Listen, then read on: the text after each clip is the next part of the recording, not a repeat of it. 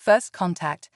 The massive alien vessel appeared without warning, materializing just beyond the moon's orbit in a shimmering distortion of space-time. Earth's early warning systems barely had time to register the anomaly before the ship was there, a gleaming construct of impossibly smooth metal that reflected the sun's rays like a polished mirror. As news of the alien arrival spread across the globe, humanity held its collective breath. Would this be the moment of first contact they had dreamed of for generations, or the beginning of an interstellar war?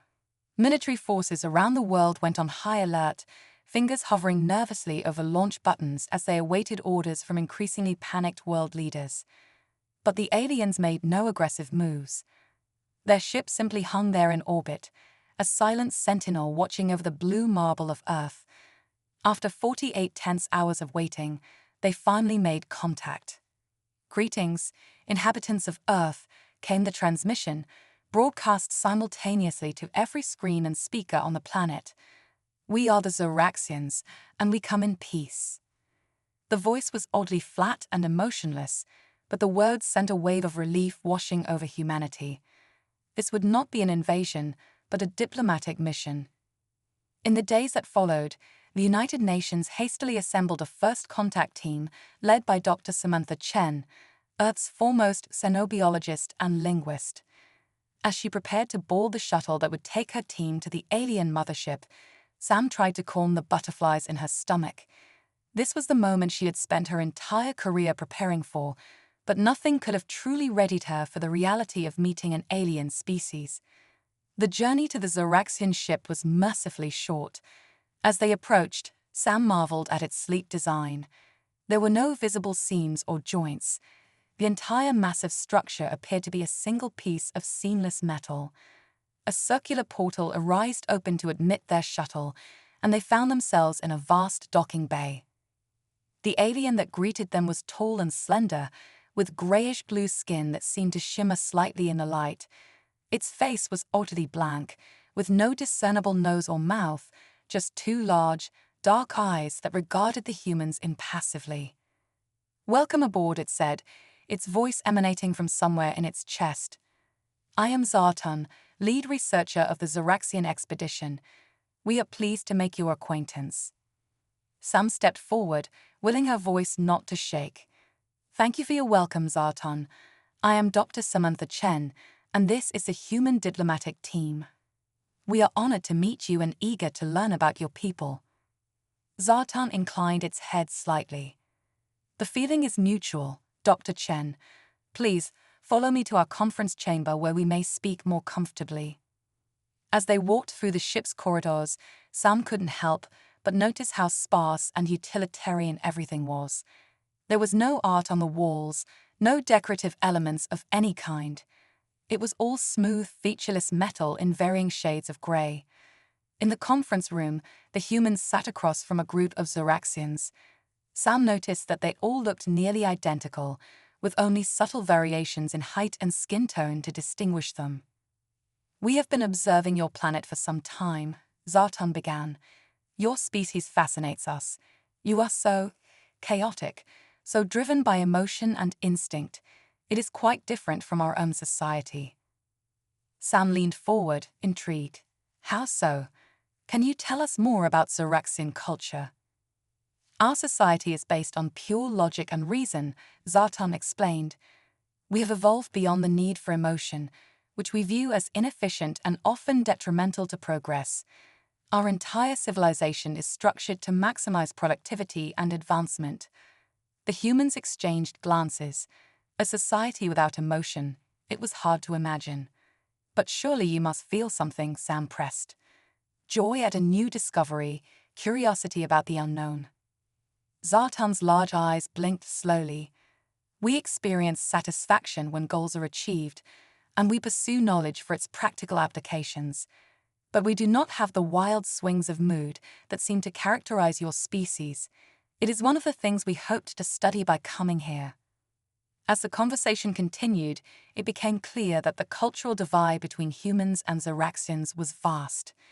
The aliens struggled to understand concepts like art, music, and love, They were particularly baffled by human reproduction and relationships. You mean to say that you form pair bonds based on chemical reactions and emotional attachments? One of the Zoraxians asked, sounding almost scandalized. And then you engage in physical contact to reproduce? How terribly inefficient. Sam couldn't help but laugh. I suppose it might seem that way from your perspective, but for us, love and physical intimacy are some of the most meaningful parts of life.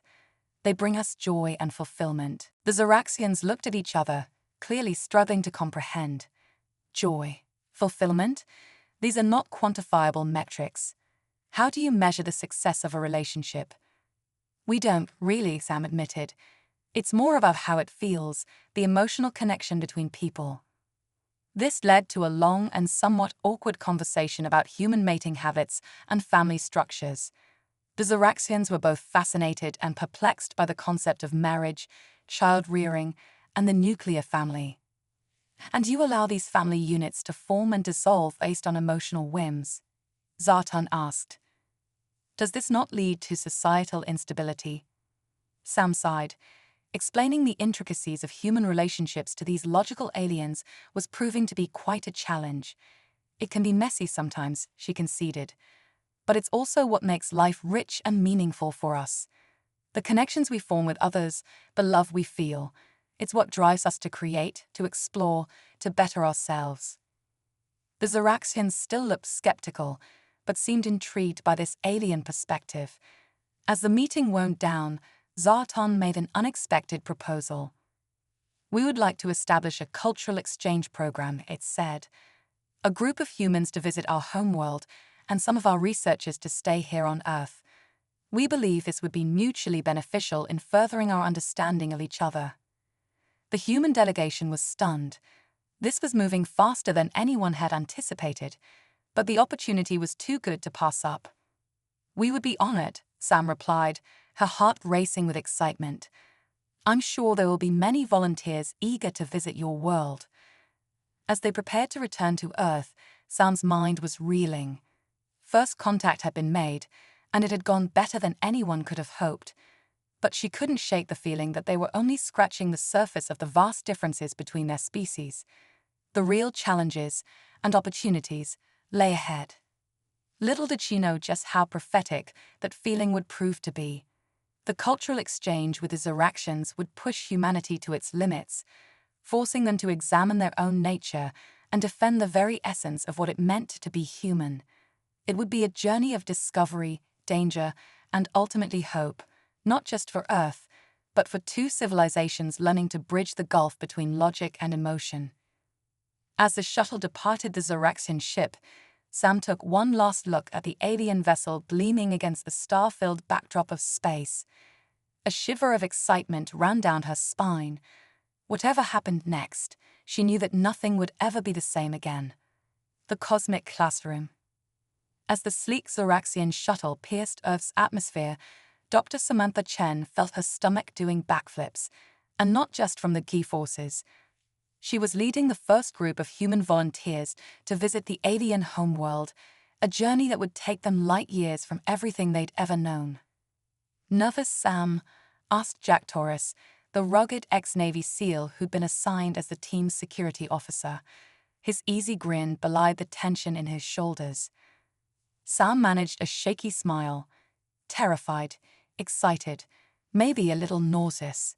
Just remember, piped up Dr. Aisha Kapoor, the team's physician, if you feel the urge to hurl, aim for Jack. The shuttle erupted in laughter, breaking the tension. Sam looked around at her team, 12 of Earth's brightest and bravest, chosen from thousands of applicants. There was Ming, the quantum physicist with a penchant for dad jokes. Zoe, the cultural anthropologist who'd once lived with an uncontacted Amazonian tribe. Claus, the soft-spoken botanist who could coax life from the most barren soil. They were humanity's ambassadors, venturing into the unknown. The weight of that responsibility settled on Sam's shoulders like a lead blanket. The journey to Zorax took 3 weeks, though to the humans in stasis it felt like mere moments. They awoke to find themselves orbiting a planet that looked like a giant marble of swirling purples and blues. Zartan's voice crackled over the shuttle's speakers. "Welcome to Zorax, honored guests. Prepare for atmospheric entry." As they descended, the alien world came into focus. The surface was a masterpiece of geometric precision, every city a perfect circle, every building a flawless cube or pyramid. There were no winding roads or meandering rivers. Everything was straight lines and right angles, as if the entire planet had been built within cosmic ruler and protractor. "It's beautiful," Sam breathed, in a very orderly way. Jack squinted out the viewport. "Yeah, but where are all the people?" It was true. Despite the massive scale of the cities below, there was no visible movement. No traffic, no bustling crowds. It was as if they were looking at an architect's model rather than a living, breathing world. The shuttle touched down in a vast plaza at the heart of the capital city. As the doors hissed open, the humans were hit by their first breath of alien air, crisp and slightly metallic. A group of Zoraxians awaited them, standing in a perfect line, their featureless faces betraying no emotion. "Greetings, humans," said the one in the center, its voice a monotone. "I am Selver, Minister of Interspecies Relations. Welcome to Zorax." Sam stepped forward, fighting the urge to extend her hand for a shake. They'd been briefed that Zoraxians found physical contact distasteful. "Thank you, Minister Selver. We're honored to be here." The Zoraxian inclined its head slightly. "You will be escorted to your living quarters. Tomorrow, your education will begin." As they followed the alien guides through the eerily silent city, the humans couldn't help but gawk. Every building was identical, every street as wide and straight as a runway. There were no parks, no advertisements, no graffiti or litter. It was a city planner's dream and a human's nightmare. Their living quarters turned out to be a featureless cube with 12 smaller cubes inside, each just large enough for a bed and a small desk. "Well," said Zoe, trying to sound cheerful, "at least we won't have to fight over who gets the room with the view." The next morning, their education began in earnest. The humans were led to a vast amphitheater where a Zoraxian lecturer droned on for hours about the history and structure of their society. "Approximately 10,000 of your Earth years ago, our species made the evolutionary leap to pure logic," the lecturer explained. "We realized that emotion was holding us back, causing conflict and inefficiency. Through rigorous genetic engineering and neural recalibration, we excised all emotional responses from our population." Sam raised her hand, a gesture that seemed to confuse the Zoraxians. "But surely that must have been a difficult transition. Didn't people resist?" The lecturer blinked its large eyes. There was some illogical opposition at first, but those individuals were quickly reeducated or removed from the gene pool. Within a few generations, the transformation was complete. A chill ran down Sam's spine. The casual way the aliens spoke of essentially lobotomizing their entire species was deeply unsettling. As the days wore on, the humans struggled to adapt to life on Zorax. The perfectly regulated temperature meant they never felt too hot or too cold. The nutritionally optimized food cubes provided all necessary sustenance, but had all the flavor and texture of cardboard. There was no night or day cycle. The Zoraxians saw no logical reason to cease productivity merely because one side of the planet was facing away from the sun. Worst of all was the utter lack of joy, of spontaneity, of human connection. The Zoraxians viewed every interaction as a transaction of information or resources. They didn't chat, didn't laugh, didn't form friendships or fall in love.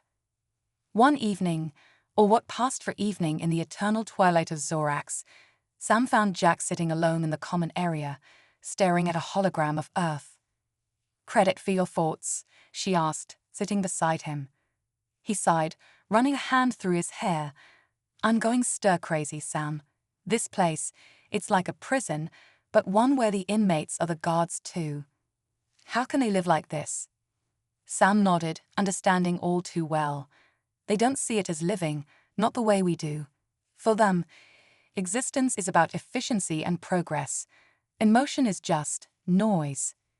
"Yeah, Well, I'm starting to miss the noise, Jack grumbled. Then, to Sam's surprise, he reached out and took her hand. The simple human contact sent a jolt through her system. She hadn't realized how much she'd been craving it. "We can't let this place change us," he said softly. "We have to remember what makes us human." Sam squeezed his hand, feeling a warmth bloom in her chest. "You're right, and maybe we can show them what they're missing." Over the next few weeks, the humans began a quiet rebellion against the sterility of Zoraxian life. They started small, telling jokes during lectures, humming tunes as they walked the hallways, rearranging their furniture into cozy circles instead of rigid rows.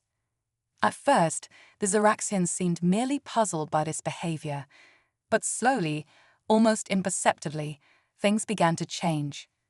Sam noticed a Zoraxian tilting its head, as if trying to catch the melody of a song. Another lingered a moment too long after delivering a message, as if reluctant to end the interaction. And then came the day that changed everything. The humans were in the middle of a lecture on Zoraxian reproductive methods, a clinical, joyless affair involving sterile labs and genetic optimization, when alarms began blaring throughout the city. The Zoraxian lecturer froze, its eyes widening in what could only be described as fear. "This is not possible," it said, its monotone voice wavering for the first time. "The planetary defense grid has detected an incoming threat. We are under attack." Chaos erupted in the lecture hall, or at least as close to chaos as the Zoraxians could manage. They moved quickly, but with an obvious lack of direction, their carefully ordered society crumbling in the face of an unprecedented crisis. Sam exchanged a look with Jack, both thinking the same thing. This was their chance to show the true strength of humanity. "Everyone, stay calm," Sam shouted, her voice cutting through the noise. "We need to organize and assess the situation. Jack, take a team and see if you can get more information about the threat. Isa, check if there are any medical facilities we can help prepare. The rest of you, start thinking about defense strategies and evacuation plans." To her amazement, both humans and Zoraxians turned to her, ready for direction. In that moment, Sam realized that sometimes logic wasn't enough. Sometimes you needed the human touch, the ability to stay cool under pressure, to inspire and lead when things got tough. As klaxons wailed and the first explosions rocked the perfect geometries of the Zoraxian capital, a new chapter in the relationship between the two species was about to unfold. The Zoraxians were about to learn that there was more to humanity than illogical emotions and messy relationships.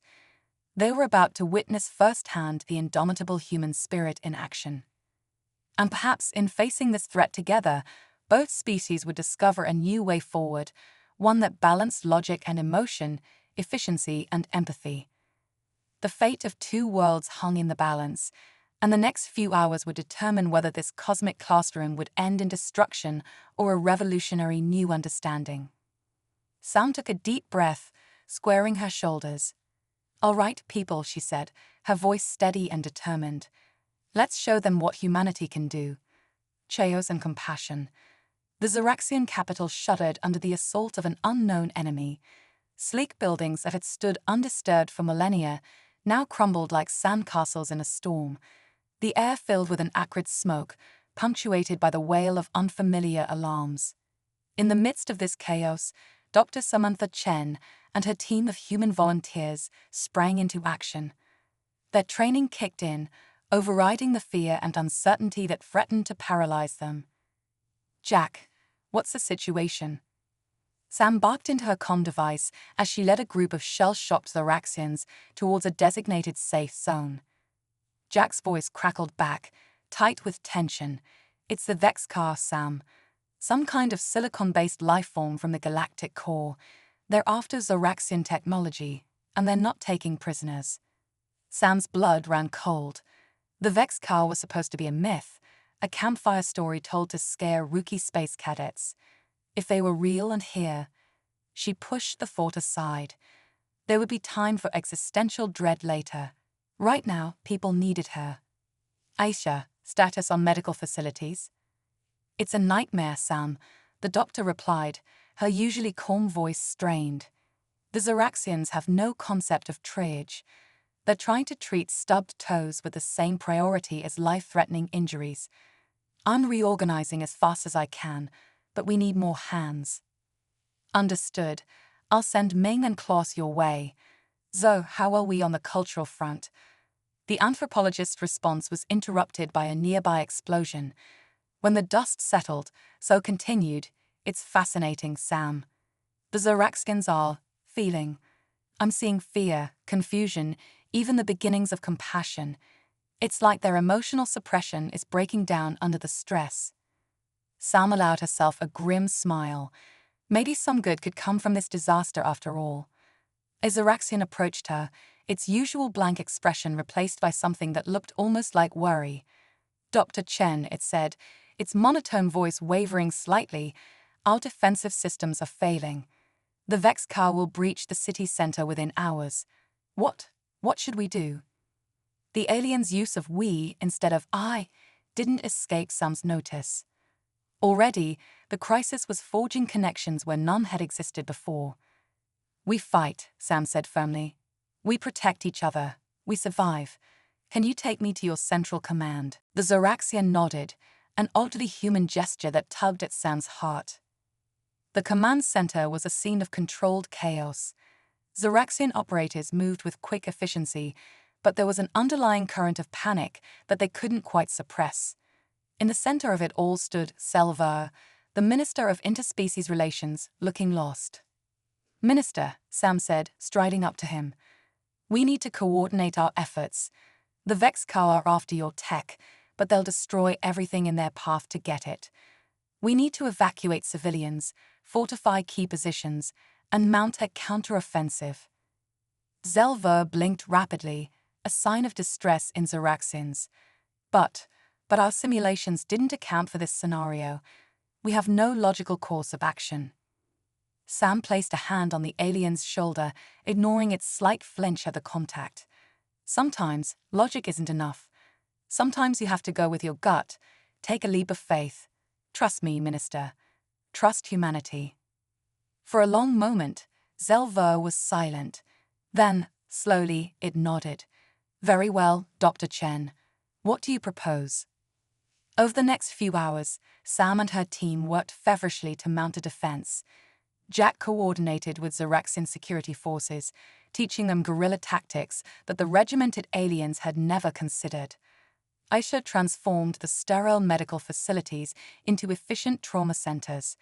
Zhou and Ming worked on communication, breaking through millennia of emotional repression to rally the Zoraxian populace. As the Vexcar drew closer, something remarkable began to happen. The Zoraxians, faced with the possible extinction of their species, started to change. Sam saw them comforting each other, working together in ways that went beyond mere efficiency. She heard the first tentative laugh, saw the first tears shed in countless generations. The moment of truth came as the sun began to set, painting the smoke-filled sky in shades of purple and orange. The Vexcar breached the final defenses, their crystalline forms glittering menacingly as they advanced on the city's center. Sam stood with Selver and Jack atop a makeshift barricade, watching the approaching horde.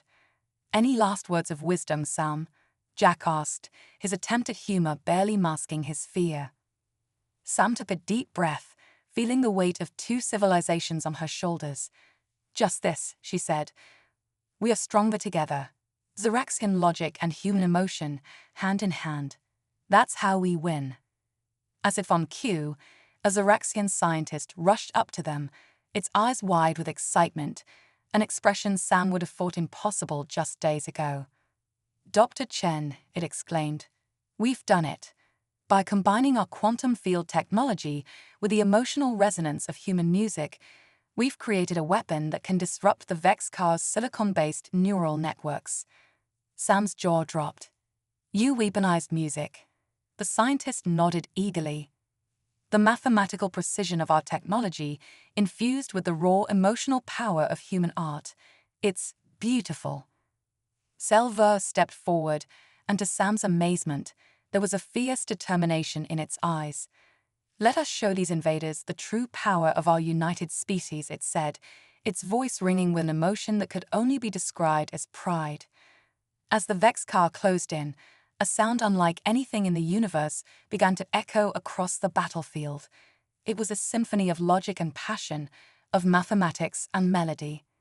The crystalline bodies of the Vex car began to shudder and crack, overwhelmed by a force they couldn't comprehend. In that moment, as human and Zoraxian stood side by side, watching their impossible weapon turn the tide, Sam felt a swell of hope. This was more than just a victory against an invading force. It was the birth of something new, a bridge across the vast gulf of space and culture. The battle raged on, but its outcome was no longer in doubt.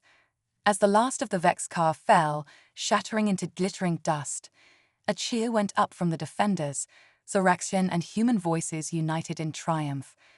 Zelver turned to Sam, its face showing the first real smile she had seen on the Zoraxian. "Dr. Chen," it said, its voice thick with newfound emotion, "I believe we have much to learn from each other." Sam grinned back, exhausted but exhilarated. "Minister," she replied, "I couldn't agree more." As the sun rose on a new day, casting its light over the battered but unbroken Zoraxian capital, Sam knew that the real work was just beginning. There would be rebuilding, yes, but more than that, there would be a reimagining of what was possible when logic and emotion, alien and human, worked in harmony. The cosmic classroom had taught lessons no one could have anticipated, and the universe, it seemed, was eager for more. Emotional revolution. The weeks following the Vex car attack saw a transformation on Zorax unlike anything in the planet's history. The perfectly ordered society, once as rigid and unyielding as the crystalline invaders they had defeated, began to crack and shift like ice in the spring thaw. Dr. Samantha Chen stood on the balcony of the newly constructed Interspecies Cooperation Center, watching the sunset paint the skyline in a riot of colors.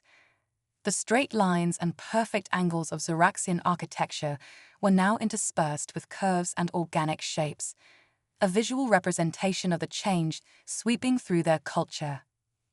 "Quite a view, isn't it?" Jack said, joining her at the railing. "Hard to believe this is the same planet we arrived on." Sam nodded, a small smile playing on her lips. "They're calling it the emotional revolution in the news feeds, though I think evolution might be more accurate." Below them, the streets buzzed with a new kind of energy. Zoraxians walked in groups, gesticulating as they spoke. Some even dared to hold hands or embrace, acts that would have been unthinkable just months ago. "Dr. Chen," a voice called from behind them. Sam turned to see Zelver approaching, its face now animated with a range of subtle expressions. "The council is ready for your presentation." Sam took a deep breath, squaring her shoulders. This was it, the moment that could change the course of two civilizations. The council chamber was a blend of old and new. The traditional circular arrangement remained, but gone were the stark, uncomfortable chairs. In their place were ergonomic designs clearly influenced by human concepts of comfort. As Sam took her place at the center of the room, she felt the weight of history on her shoulders. The faces looking back at her, both Zoraxian and human, were filled with anticipation. "Esteemed council members," she began, her voice steady despite her nerves. "We stand at a crossroads.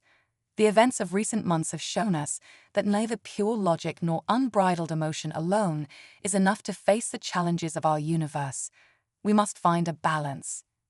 She gestured, and a holographic display sprang to life around her. It showed brain scans, genetic sequencing, and complex sociological models. "Our research has shown that the Zoraxian suppression of emotion was never as complete as believed.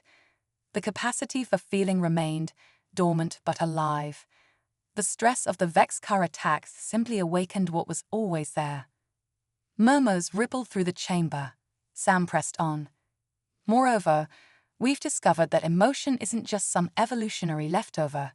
It's a crucial component of advanced problem-solving, creativity, and even logical thinking. The human brain's ability to process emotion alongside reason is what allowed us to conceive of the weapon that defeated the Vex car. She paused, letting the implications sink in. But pure emotion without logic's tempering influence can be equally destructive. We've seen this in humanity's history of conflict and short-sightedness. The display shifted, showing a double helix slowly rotating. What we propose is a true melding of our species' strengths. A genetic therapy that would reawaken Zoraxian emotional centers while preserving their logical prowess. Combined with educational and social reforms, this could create a society more advanced and harmonious than either of our worlds have ever known. The chamber erupted in discussion. Some Zoraxians looked eager, others apprehensive. The human members of the council seemed both excited and concerned about the ethical implications. Selver raised a hand, silencing the room. Dr. Chen, what you propose is unprecedented. The ramifications could be enormous. Sam nodded. They could be. But I believe the potential benefits far outweigh the risks. Imagine a civilization that could feel the wonder of scientific discovery alongside the cold precision of mathematical proof. A people who could love deeply while still making rational decisions for the greater good. Another council member, a Zoraxian scientist named Kelrin, spoke up. But what of those who do not wish to change, who prefer our traditional way of life? Participation would be entirely voluntary, Sam assured them. We're not suggesting a forced evolution, but an opportunity for those who wish to embrace it. The debate raged for hours. Sam and her team answered questions, addressed concerns, and painted a picture of a future where logic and emotion danced in perfect harmony. As the session finally drew to a close, Selver stood.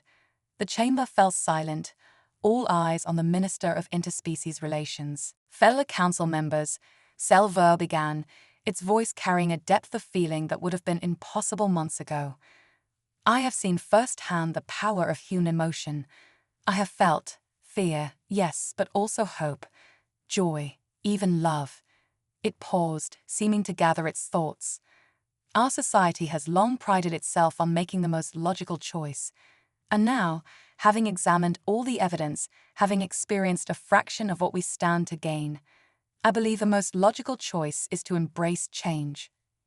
A cheer went up from the human contingent, quickly joined by many of the Zoraxians. Even those who looked uncertain seemed thoughtful rather than opposed. As the council filed out, already breaking into animated discussion groups, Jack approached Sam with a grin. Not bad, Dr. Chen. You might have just changed the course of galactic history. Sam let out a breath she hadn't realized she'd been holding. We all did, Jack. This is bigger than any one person. Selver joined them, its eyes shining with an emotion Sam was starting to recognize as excitement. Dr. Chen, Mr. Torres, there is still much work to be done. But I believe today marks the beginning of a new era for both our peoples. As they left the chamber, stepping out into the Zoraxian twilight, Sam felt a surge of optimism. The sky above was ablaze with stars, each one a potential new frontier for their united civilizations to explore. The cosmic classroom had taught its final lesson, but the learning was far from over. As human ingenuity and Zoraxian precision began to intermingle in ways no one could have predicted, the universe itself seemed to hold its breath in anticipation. Whatever challenges lay ahead, they would face them together, with logic in their minds and fire in their hearts. Galactic harmony.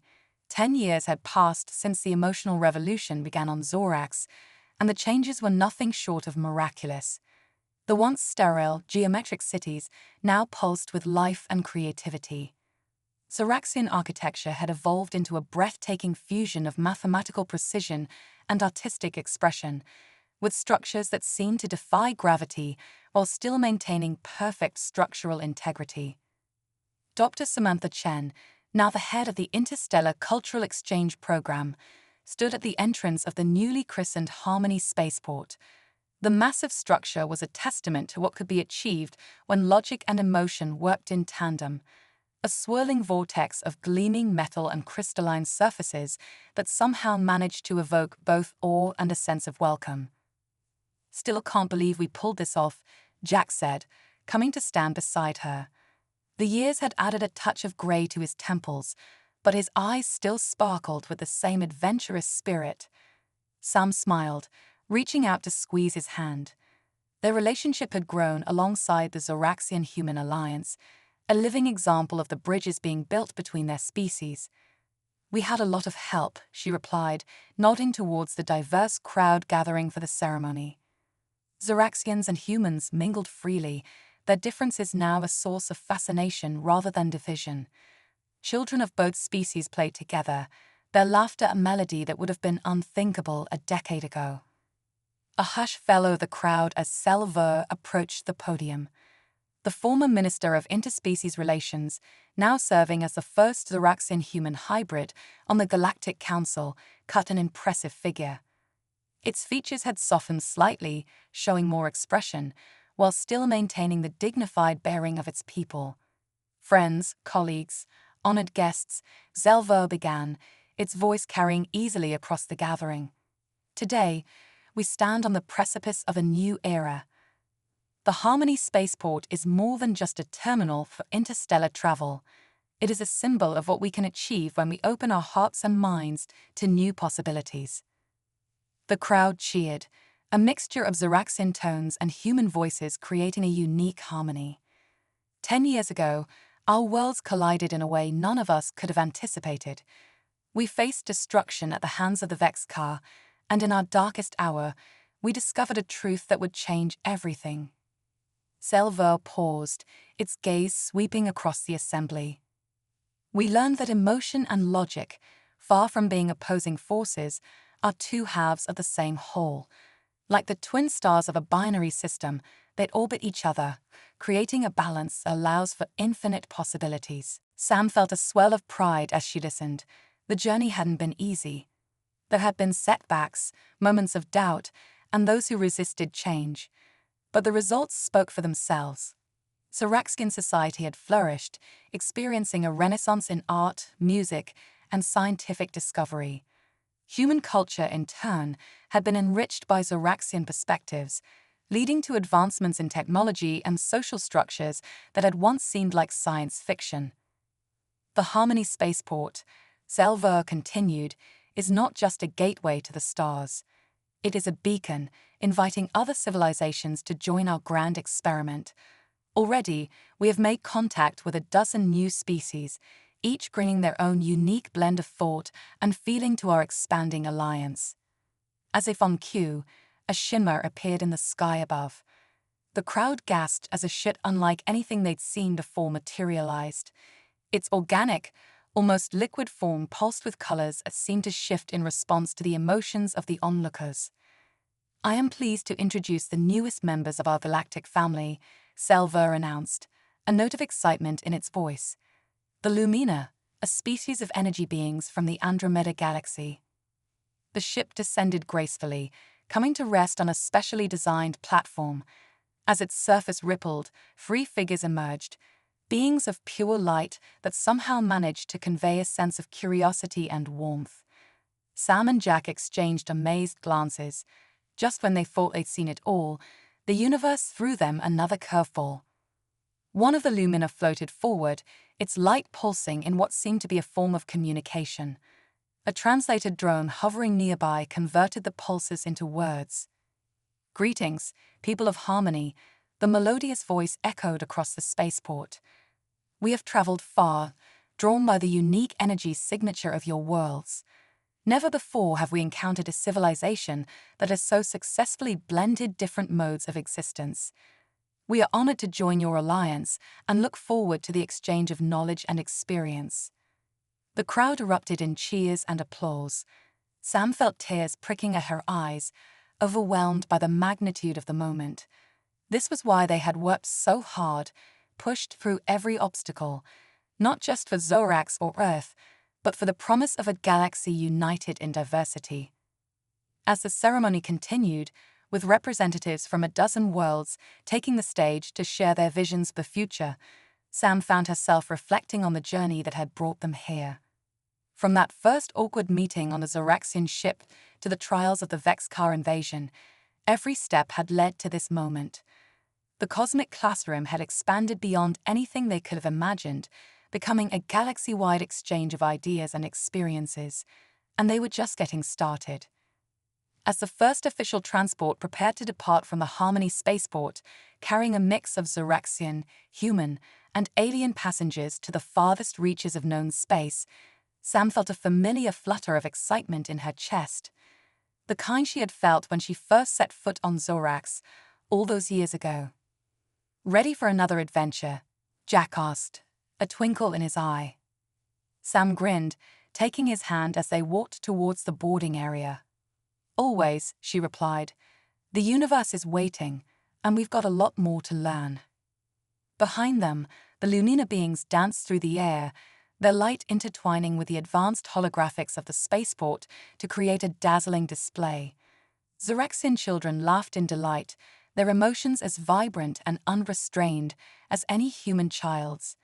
And above it all, the stars beckoned, promising new wonders and challenges for that ever-growing cosmic family. As the first ship lifted off, its engines a perfect blend of Zoraxian efficiency and human ingenuity, Sam knew that this was just the beginning. The emotional revolution had opened doors they never knew existed, and the real journey was only just beginning. The universe, vast and mysterious, lay before them, a cosmic classroom with infinite lessons to teach and endless wonders to explore.